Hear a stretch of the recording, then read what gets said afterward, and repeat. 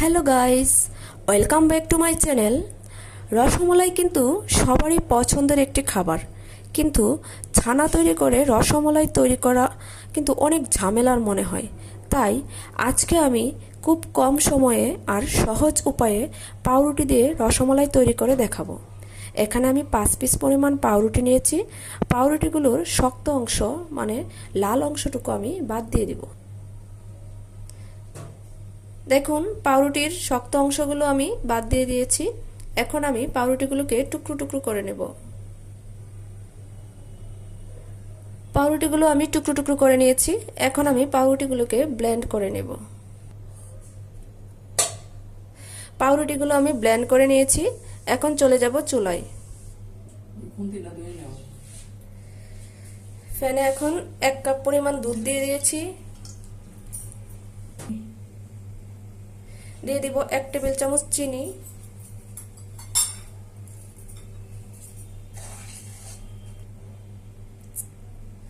এখন দিয়ে দিব ব্লেন্ড করে রাখা ব্রেডগুলো।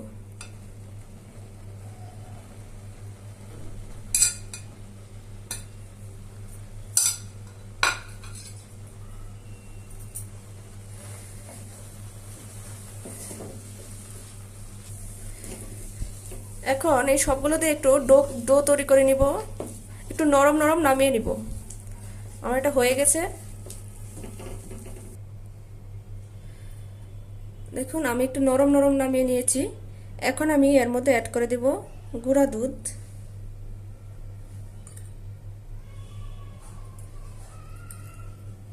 এটাকে মিশিয়ে নিব। এখানে আমি 2 টেবিল চামচ গুঁড়া দুধ মিশিয়েছি। এখন আমি ডোটাকে রেখে দিব 5 মিনিটের জন্য রেস্টে। এই ফাঁকে আমি রসমলাইয়ের রসটা তৈরি করে নেব। অন্য একটি পাত্রে আমি 1 লিটার পরিমাণ দুধ আগে থেকে জাল করে ঘন করে নিয়েছি। এখন আমি এর মধ্যে দিয়ে দিয়েছি এলাচ 3টা আর দিয়ে দিব চিনি।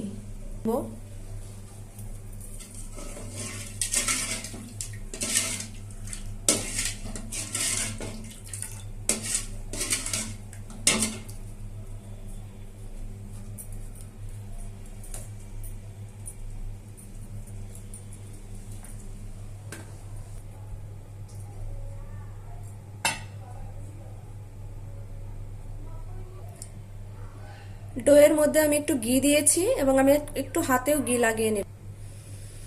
এখন আমি রসমালাইগুলো বানিয়ে নিব।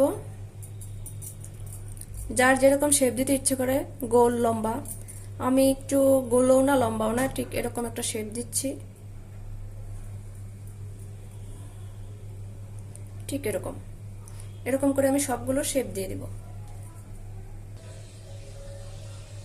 দেখুন, 5 পিস পাউরুটি দিয়ে আমার কতগুলো রসমালাই হয়েছে। এখন আবার চলে যাব চুলাতে। 1 কেজি দুধকে একদম জাল দিয়ে ঘন করে নিয়েছি। আমি এখানে চিনি দিয়েছি, আপনারা চাইলে কনডেন্স মিল্কও ব্যবহার করতে পারেন। আর চিনিটা হচ্ছে যে যেরকম মিষ্টি খেতে পছন্দ করেন সেরকম দিবেন। এখন আমি এই ফুটন্ত দুধের মধ্যে দিয়ে দিব রসমালাইগুলো।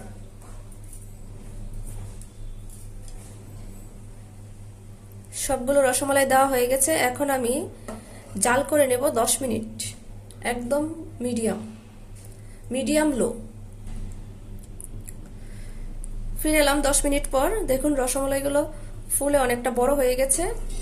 এখন আমি নামিয়ে একটা সার্ভিং ডিশে পরিবেশন করব। খুব সহজে এবং খুব কম সময়ে তৈরি এই রসমালাই যে কতটা সুস্বাদু হয় তা আমি আপনাদের বলে বোঝাতে পারবো না। আপনারা ঘরে তৈরি করে দেখবেন আর আমার রেসিপিটি কেমন হয়েছে কমেন্ট বক্সে জানাবেন। রেসিপিটি যদি ভালো লেগে থাকে তাহলে চ্যানেলটি সাবস্ক্রাইব করে পাশে থাকা বেল আইকনটি প্রেস করে দিন।